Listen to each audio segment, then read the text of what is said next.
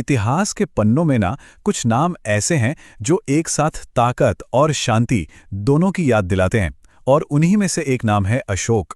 एक ऐसा सम्राट जिसने पहले तो तलवार के दम पर एक बहुत बड़ा साम्राज्य खड़ा किया और फिर उसी साम्राज्य में शांति और नैतिकता का ऐसा संदेश फैलाया जिसने दुनिया बदल दी। अशोक की कहानी असल में एक बहुत बड़े विरोधाभास की कहानी है। देखिए, एक तरफ थे विजेता अशोक, जिनकी पहचान थी जबरदस्त सैन्य ताकत, एक विशाल साम्राज्य और ऐसी महत्वाकांक्षा जिसकी कोई सीमा नहीं थी।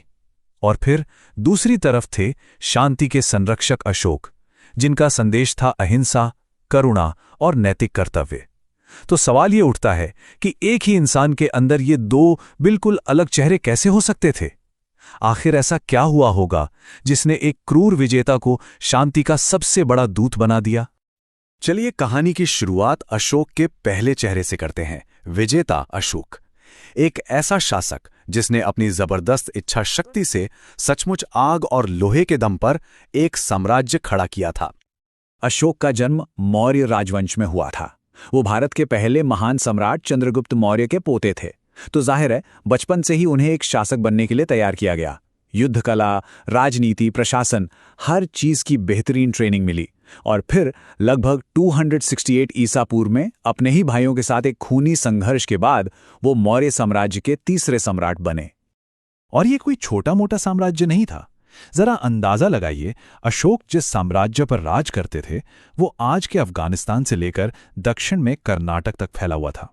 उस समय ये दुनिया के सबसे बड़े और सबसे ताकतवर साम्राज्यों में से एक था। अशोक सिर्फ एक राजा नहीं थे, वो एक सुपर पावर थे। अपनी इसी ताकत को और बढ़ाने की चाह में अशोक ने अपनी जिंदगी का सबसे निर्णायक युद्ध लड़ा। और यही वो एक घटना थी जिसने उनकी पूरी जिंदगी, उनकी पूरी विरासत को हमेशा हमेशा के लिए बदल कर रख दिया। वो था कलिंग का युद्ध।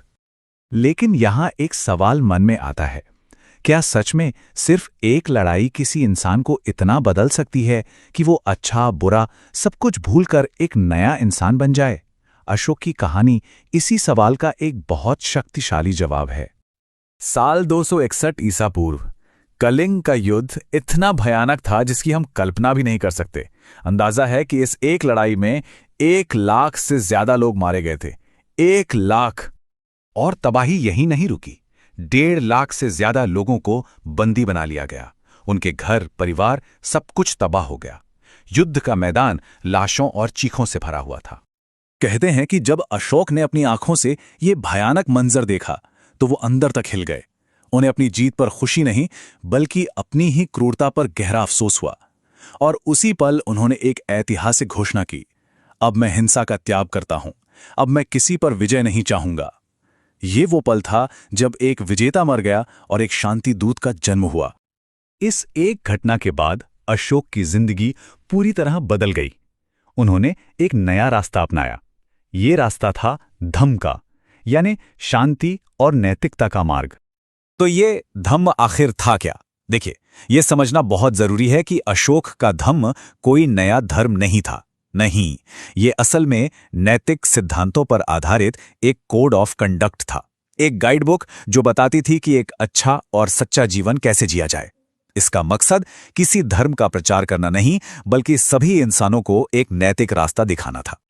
और इसके सिद्धांत बहुत सरल और सार्वभौमिक थे, जैसे कि अहिंसा, यानी किसी को भी तकलीफ ना देना, सभी धर्मों और बड़ों का आदर करना, हमेशा सच बोलना और दया का भाव रखना, सिर्फ इंसान ही नहीं हर जीवित प्राणी के प्रति करुणा रखना और समाज में शांति और भाईचारे को बढ़ावा देना।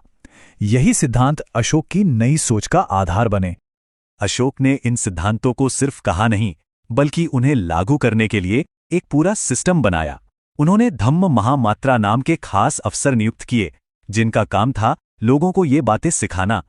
उन्होंने अपने संदेशों को पत्थर के खंभों और चट्टानों पर खुदवाया ताकि हर कोई उन्हें पढ़ सके। और इतना ही नहीं, उन्होंने शांति का ये संदेश फैलाने के लिए पूरे एशिया में बौद्ध मिशन भी भेजे। और ये जो स्तंभ थे ना, ये अपने आप में एक कमाल की चीज थे। ये उस जमाने की सबसे पहली सरकारी पब्लिक कम्युनिकेशन सिस्टम में से एक थे। सोचिए, एक राजा अपनी जनता से सीधे बात कर रहा था, उनकी अपनी भाषा में। ये उस जमाने के हिसाब से एक बहुत ही आधुनिक सोच थी। तो अब सवाल यह है कि अशोक के इन कामों का असर कितना गहरा था।